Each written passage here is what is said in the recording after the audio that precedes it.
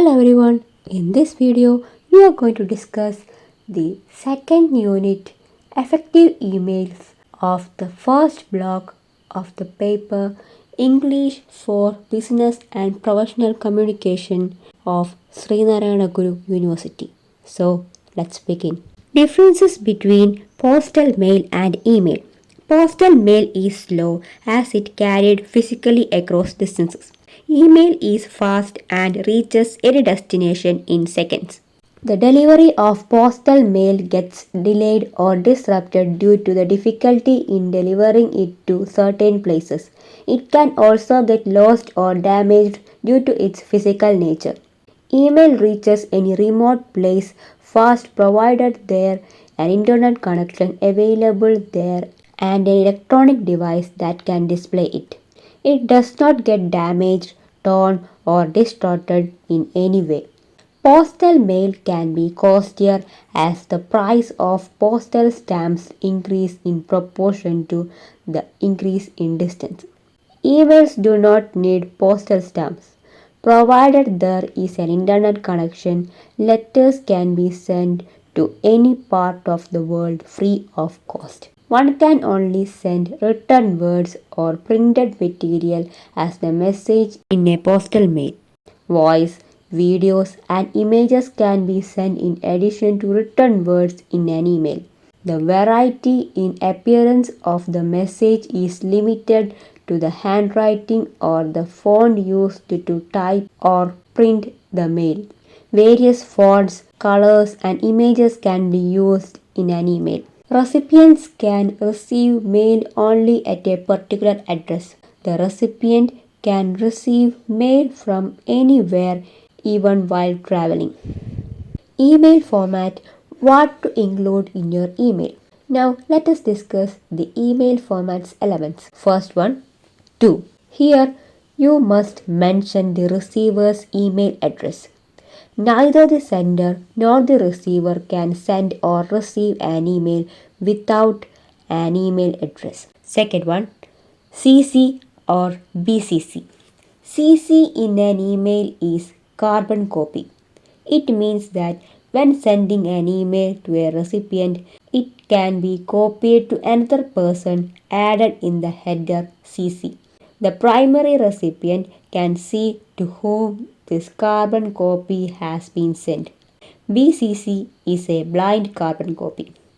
It is the same as carbon copy in an email, except that the recipients in the to or CC header will not know that the CC has been sent. Third one, subject line. The subject line is important as it decides if someone opens your email. A good subject tells the recipient what the email is about and why they should read it. Make your subject clear, precise, and straightforward. Fourth one, email greeting. How to start an email. Begin by greeting the person by name. Your opening can range from hi for informal emails to dear, Mr. or Miss or Doctor or Professor for more formal situations. For very formal emails, use a colon rather than a comma after the greeting. Always do your best to find out the recipient's name to address them in your email. If your research wasn't successful, use a genetic salutation like greetings. Fifth one, email body. In the main body of the email focuses on one topic. For instance, do not ask a colleague to review a report and discuss hiring strategy in one message. Send separate emails for each subject. This makes responding easier, making you more likely to get a quick reply. Explain what you are emailing about. If contacting someone new, briefly introduce yourself, then get to the point clearly, state why you are emailing so they understand what you need. Give the recipients any extra details required to respond, but keep your email short and simple and do not overload it. Remember, email isn't ideal for long discussions. Make your email easy to read. Break it into paragraphs and use headings and bullet points where helpful. Bold or italize key info when suitable, but do not overdo it. Aim to structure your email to be skimmed easily. Sixth one, email closing. The closing tells the recipient what happens next. Give a clear, specific call to action if you need them to do something. If you are just finishing a previous discussion, end politely to show you are happy to stay in contact. Seventh one, signature. Sincerely, best regards, best, yours truly, respectfully, kind regards, thanks again. These are some polite phrases you can use to sign off your email. Formal and informal email. A formal email, like formal mail, is written for professional and business purposes.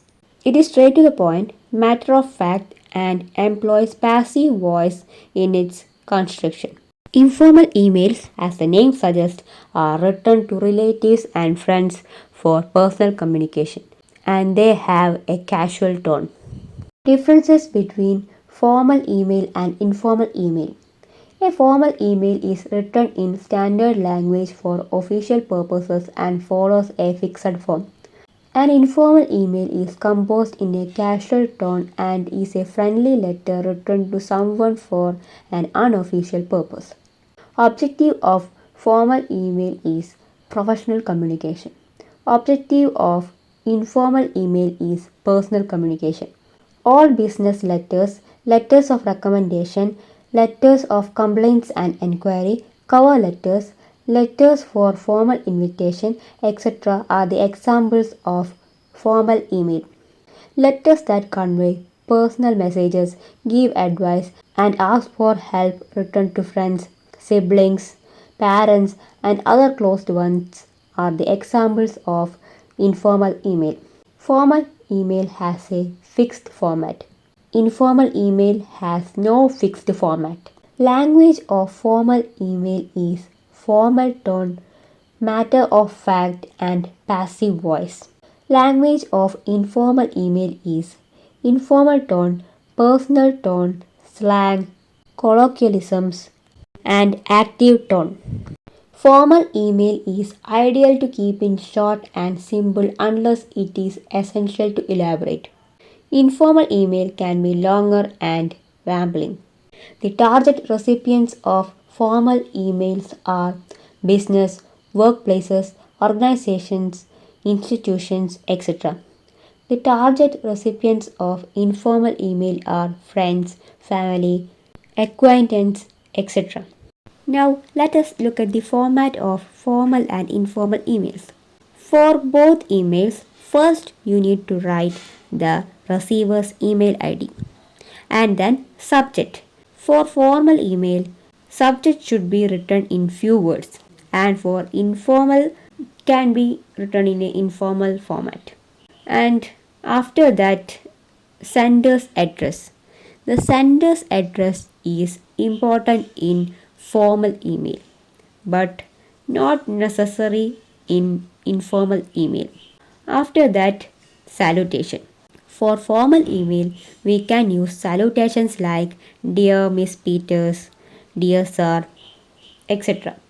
For informal email, we can use salutations like Hello, Hi, Dear Daddy, etc. For formal email, the body should be written in a formal style and don't use too many words and don't make it lengthy.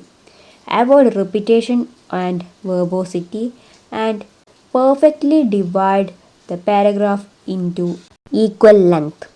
And for the informal email, the body of the letter is written in formal style, can be long or short according to whom and what is written, can have paragraphs of different lengths, tone, can be personal or emotional. After that, complimentary close. For formal email, we can use yours faithfully, kind regards, regards, yours sincerely, etc. And for the informal email, we can use love, yours, best wishes, lots of love, etc. After that, name of the sender. For formal email, we use the official name of the sender. Official name or the particular nickname that the reader of the letter knows. Why are emails popular? Emails are ubiquitous. Today, emails are widely used because of the spread of internet access and electronic gadgets like computers. Another reason why it has become popular today is because it is extensively used. People have figured out that they can now send email from anywhere at any time at little or no cost. Emails can also be received from any location. Therefore, it is not wrong to say that you can communicate or engage in business whether on the beach or the boardroom thanks to email. Emails are fast and cheap. One reason emails gained popularity is their efficiency in terms of speed and cost. Emails cater to the needs of today's fast paced world. It reaches any part of the world in seconds without the expense of postage stamps or envelopes. These two factors have largely been why emails quickly replaced all other modes of communication like postal mail and telegrams. Emails offer flexibility in mode and style. Emails offer a wide range of options when it comes to communication.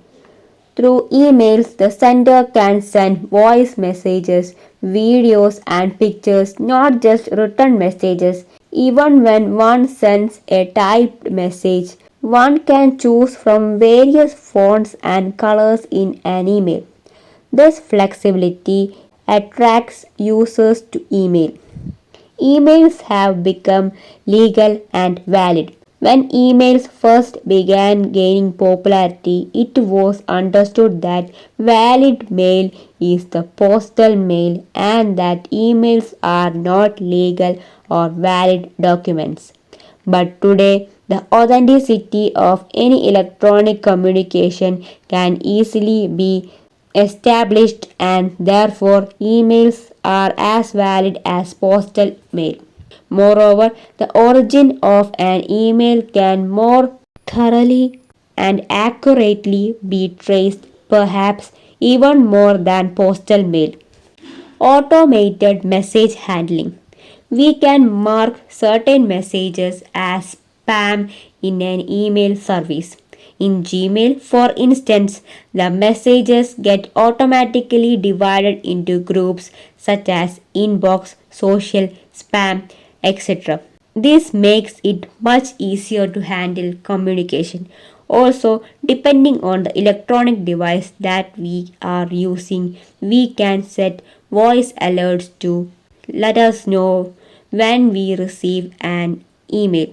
Moreover, the software used in email can help us send automate messages at regular intervals. The software also allows us to group messages intelligently into different folders, making them easier to sift through the emails later. Risks of email. Challenge to privacy.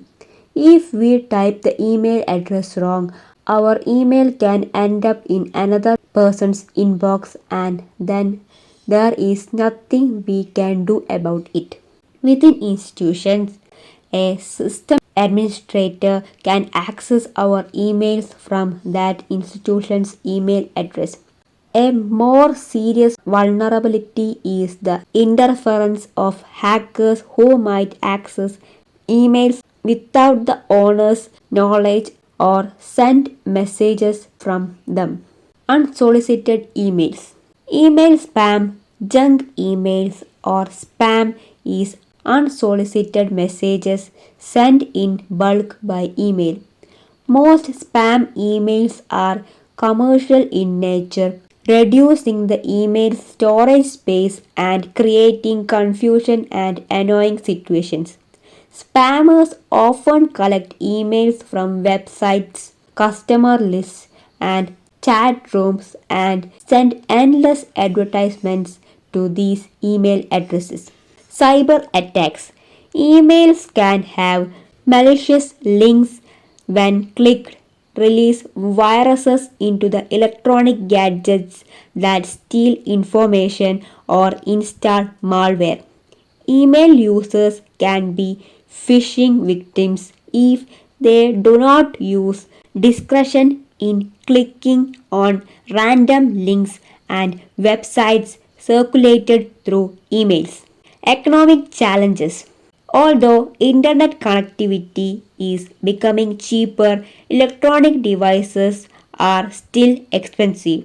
To send and receive emails seamlessly, one needs a steady internet connection and devices like a smartphone or a computer. People who cannot afford all this cannot take advantage of the benefits that emails offer. Peril of too much access. An email reaches fast and to the device of the recipient no matter where the recipient is. Even on a holiday or on a vacation, work related emails can reach the recipient, and it is often expected that the receiver replies immediately.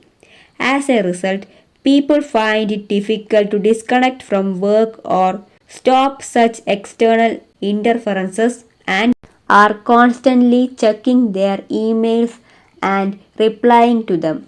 This can cause anxiety and burnout, not to mention a lack of attention in other matters of life while investing all their attention to score of emails.